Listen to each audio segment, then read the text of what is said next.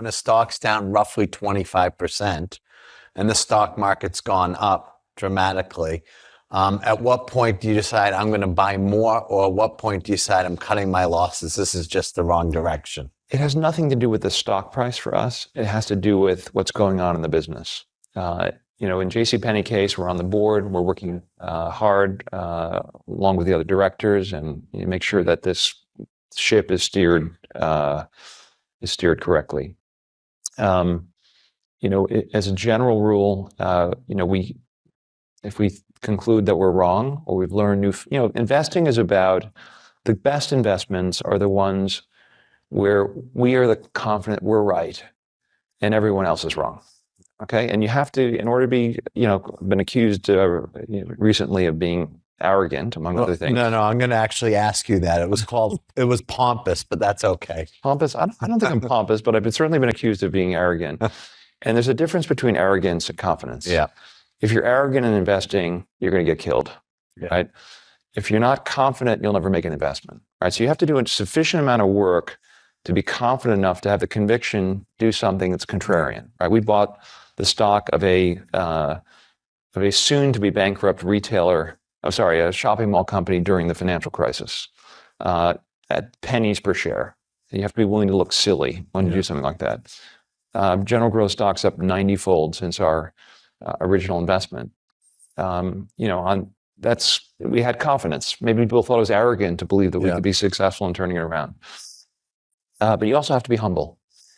And you have to recognize when there are new facts you hadn't considered that are inconsistent with your thesis. Well, if you look at Herbalife, none of the bull case for Herbalife, none of those arguments have, in our view, any merit. Mm-hmm. And therefore, we continue to have conviction. But if we were to learn a new fact that all of a sudden we realized Herbalife was a great company and it wasn't a pyramid scheme and the products really had tremendous efficacy and they were priced correctly and there was real demand for them, we would change our mind. So I'm pretty sure, I may be mistaken, that your entire portfolio is U.S. except for Canadian Pacific Railway, which may have been your best performer last quarter.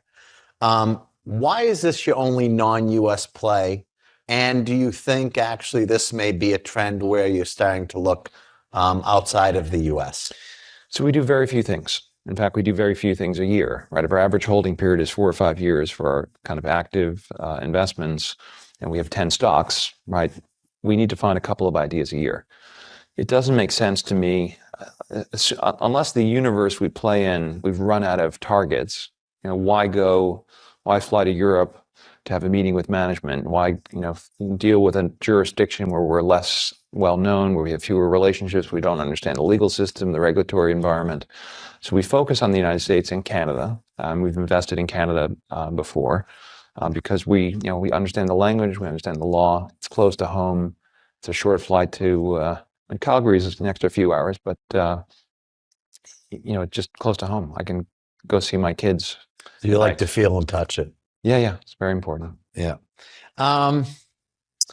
So what has been your single biggest mistake you've made, either investing in a company or deciding to walk away from investing? We spent an enormous amount of time looking at MasterCard before it went public.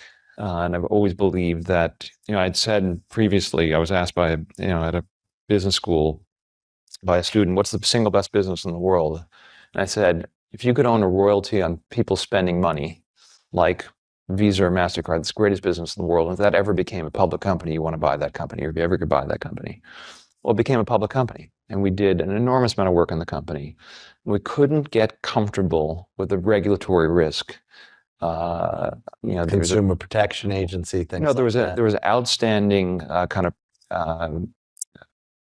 antitrust litigation relating to kind of monopolistic practices of the Visa MasterCard. And when you have a strategy where you put 10, 15+% of your assets in any one investment, you can't take even a very small risk of a catastrophic outcome. Wow, interesting. And so we passed on MasterCard, and it's been an incredible investment. Management's done an amazing job. That's a big miss. Yeah. on a long. Well, But it's very It's interesting either that one. The question is whether it's a miss. Did we overestimate the regulatory risk, or did it just work out in a reasonable way? So I think, as part of a 50 stock portfolio, we would have bought it. As part of a 10 stock portfolio, we couldn't do it. So unclear to me, but I still look at that one and say, do we really have a miss there?